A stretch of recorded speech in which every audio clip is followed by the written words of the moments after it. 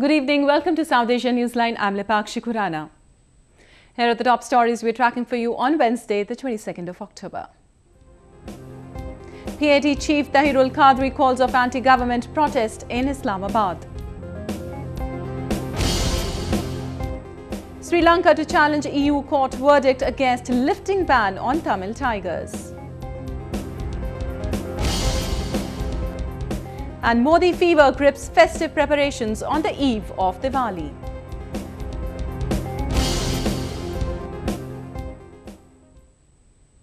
Now for all the details. 2 months after he set out to topple the Nawaz Sharif government in Pakistan through revolution, Canada returned cleric Tahirul Qadri announced an end to his sit-in in capital Islamabad.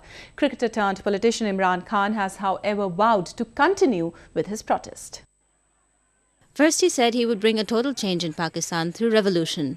Then he announced that his revolution will come through elections. He also managed to lead tens of thousands of protesters who marched behind him for over 2 months seeking a new Pakistan. But after a marathon 67-day demonstration in Islamabad, Pakistan Awami Tehreek or PAT chief Tahirul Qadri announced a formal end to his party's anti-government sit-in. This came despite any new assurances from the Nawaz Sharif government. 23 नवंबर को जब मुहर्रम और हराम खत्म होगा तो इंशाअल्लाह इनकलाब का धरना बकर में होगा। मुबारकबाद दुआओं के साथ आप सबको अब इजाजत है अपना सामान बांधें और फतह के जज्बे के साथ मुबारकबादी के जज्बे से दुआओं के साथ सरशार होकर कि अब इनकलाब इस्लामाबाद के धरने में नहीं, अब कराची से पिशावर पूरे पाकिस्तान के नगर नगर में इनकलाब जाए। Even with the dwindling number of supporters at the demonstration venue, Pakistan Tehreek-e-Insaf chairperson Imran Khan said his protest will continue. The two anti-government demonstrations, which flagged off separately from Lahore on August 14th, sought the removal of Prime Minister Nawaz Sharif and fresh polls in the country. Sri Lanka has said it will challenge a European Court of Justice or ECJ ruling which lifted the sanction on the Tamil tigers. Sri Lankan government said the European community should consider the wider consequences of removing the ban on the LTTE. This comes after the ECJ annulled restrictions imposed on the LTTE citing technicalities last week. The court had, however, refused the tigers' plea to remove its name from terror organizations list. The LTTE, which fought for a separate homeland for the Tamil-speaking minority in Sri Lanka, was defeated in 2009 after a nearly 2-decade-long civil war. Colombo is also facing a UN-monitored international probe into war crimes allegations by its army during the end of the conflict, which saw some 40,000 Tamil civilians being killed in the final stages of the civil war.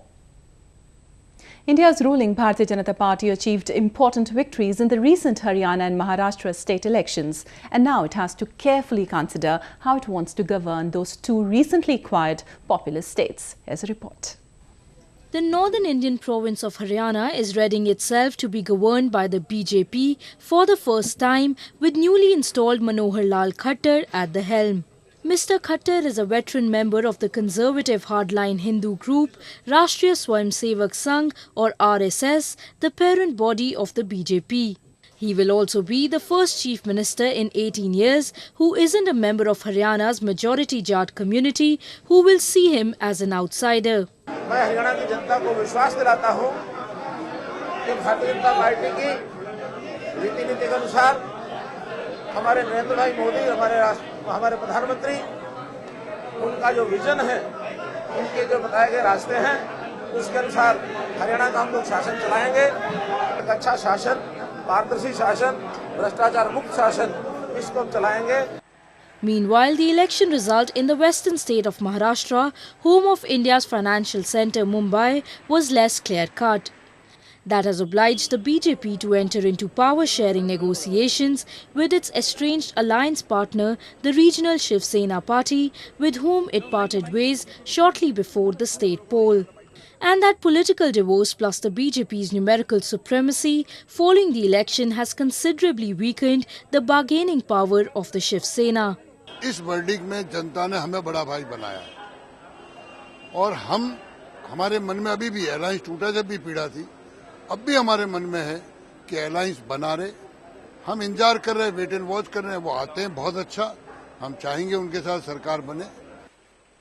Besides control in 2 key states, big wins in Haryana and Maharashtra have raised the BJP's numerical strength in the upper house, where the BJP-led alliance is in a minority. With these victories, the party is slowly progressing towards strengthening its legislative power. The United States has designated Khan Saeed Sajna, the deputy chief of the Tehreek-e-Taliban Pakistan or TTP, as a global terrorist. The Treasury Department on Tuesday sanctioned Saeed for his involvement in terror activities in Pakistan and neighboring Afghanistan. Saeed, who became the deputy chief of the militia in May 2013, is believed to be the mastermind behind the 2012 Bannu jailbreak, which freed nearly 400 Taliban fighters. He was also the temporary leader of the TTP following the killing of Hakimullah Mehsood in a US drone attack last year. Saeed, who led the Mehsood faction of the Taliban, had in May split with the Umbrella Coalition following a past struggle with current chief Mullah Fazlullah. Afghanistan Interior Minister Mohammad Omar Daudzai has lauded the role of India in rebuilding the war-ravaged country. He said the bilateral relationship between the two countries is one that stood the test of time. Afghan Interior Minister Mohammad Omar Daudzai said that the new government in New Delhi will have a positive impact in the bilateral relationship. Daudzai, who was in the Indian capital on Tuesday, reiterated that the two countries have the potential to take the already robust relationship to new heights. India is our all-weather friend and time-tested friend, and the friendship between the two countries will continue. I don't think changes of government will have any impact on it. Rather, it may have positive impact on it. Accepting the challenges Afghanistan faces from terrorism, Daudzai, however, said most of the threats to the country comes from its neighboring Pakistan. Afghanistan is a crossroad of terrorists. There is no terrorism in Afghanistan. There are terrorists in Afghanistan that comes from east and cross Afghanistan to Central Asia and China. So any terrorist attack you investigate, it gets somewhere to the other side of the Durand line. India has been one of the lead contributors in rebuilding Afghanistan after a nearly decade-long conflict. An estimated 3,000 Indians are involved in the various support missions in the country. India also contributes to the humanitarian assistance in Afghanistan other than the infrastructure projects. The Afghan Parliament building, which is under construction, is being built with the help of New Delhi. India also donated the country's largest national flag in Afghanistan, which was inaugurated in capital Kabul recently. Pakistani teenager Malala Yousafzai has pledged her $100,000 Liberty Medal Award to help promote education in her home country. The child rights activist received the prestigious American honor in Philadelphia on Tuesday. Yousafzai rose to prominence by campaigning for girls' right to education in Pakistan's Khyber Pakhtunkhwa. The 17-year-old survived a blatant attack by the Taliban gunmen who shot her for advocating girls' education, which has been long banned by the militia in the tribal regions of Pakistan. The youngest Nobel laureate said the Liberty Award will encourage her to continue her campaign for child rights even in other countries, including India. Yousafzai was recently conferred the Nobel Peace Prize alongside Indian child rights activist Kailash Satyarthi. I'm grateful to receive the Liberty Medal, and I know that there's a prize of $100,000 for this great honor. And tonight I would like to share with you that I have decided that all this fund will go to Pakistan, and this will be spent on children who need education, who need support, and who need help. So this money is going to be very... Former Indian soccer team captain Bhaichung Bhutia was inducted to the Hall of Fame of Asian Football Confederation on Wednesday. Bhutia is the first Indian to get this honor. The Asian Football Confederation, in a letter to the All India Football Federation, confirmed the induction of Bhaichung Bhutia's name into its Hall of Fame. It is my pleasure to announce that India's legendary player Mr. Bhaichung Bhutia has been selected to be honoured as an inductee to the AFC's Hall of Fame. Dato Alex Sousay, General Secretary of Asian Football Confederation, said. He will be officially inducted into the elite list during the 60th anniversary celebrations of the AFC in Philippines next week. Bhutia thanked his former teammates and fans for their support. The former Indian skipper is widely considered as one of the best soccer players the country has produced. Popularly known as Sikkim Sniper, Bhutia has played for India in 107 matches and scored 42 international goals. Bhutia, who retired from international competitions in 2011, now runs a soccer academy in capital New Delhi. He'd also made an attempt to enter politics during the recent general elections, where he contested for the Trinamool Congress from eastern Darjeeling. Indian Prime Minister Narendra Modi is out dominating the festival of Diwali. Ahead of the big day, shoppers are already caught in the Modi fever as part of their exuberant preparations. Take a look.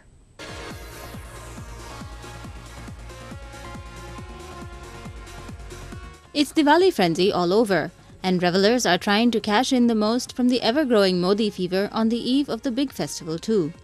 Indian Prime Minister Narendra Modi is not just pulling the cart of the political circuit, but of the shopper's imagination too.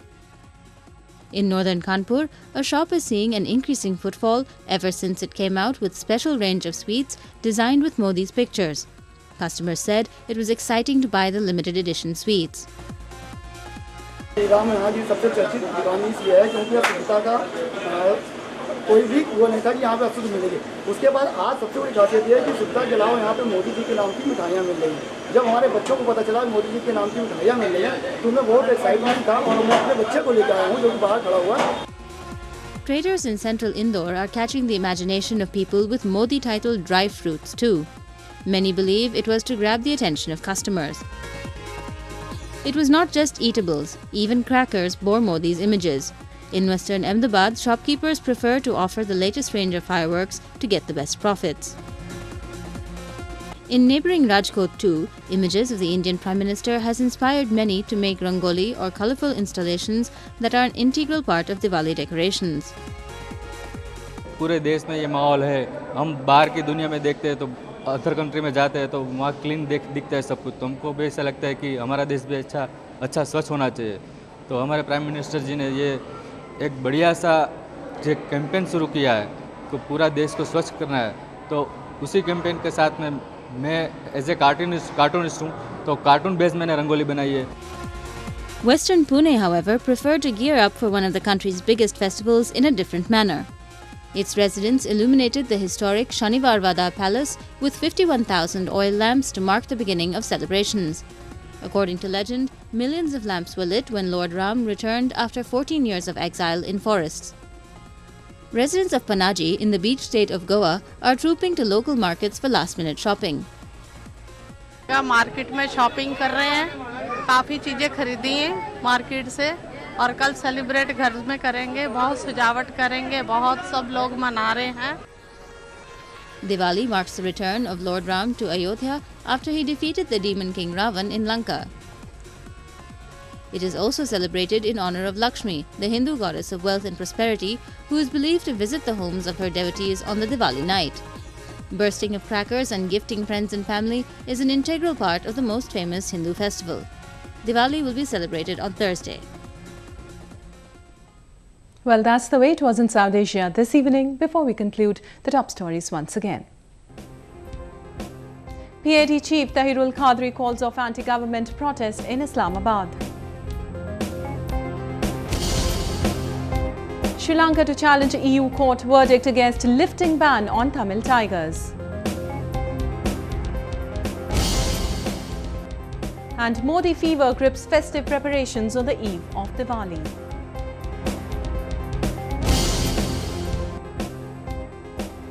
That's all in tonight's edition. We'll see you same time tomorrow. Good night.